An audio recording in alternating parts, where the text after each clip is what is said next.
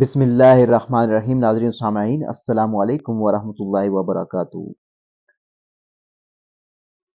علامہ قرطبی فرماتے ہیں، میں اندلس میں قرطبہ کے علاقے میں تھا کہ دشمن نے دیکھ لیا۔ وہ تعداد میں کافی تھے اور میں اکیلا۔ میں کسی طرح ان سے بھاگ نکلا اور چھپتا چھپاتا ایک طرف نکل گیا۔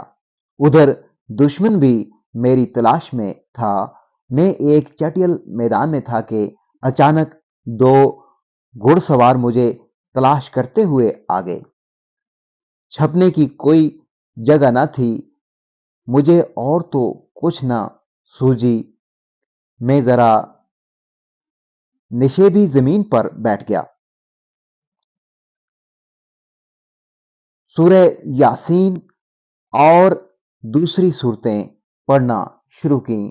اچانک وہ دونوں میرے پاس سے باتیں کرتے ہوئے گزر گئے۔ پھر تھوڑی دیر کے بعد دوبارہ ان کا گزر میرے سامنے سے ہوا۔ میں اسی جگہ بیٹھا رہا۔ میرے کانوں میں ان کی گفتگو کی آواز آ رہی تھی۔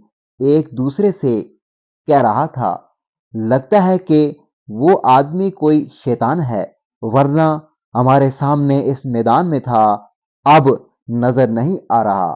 دراصل اللہ تعالیٰ نے ان کو وقتی طور پر اندھا کر دیا تھا۔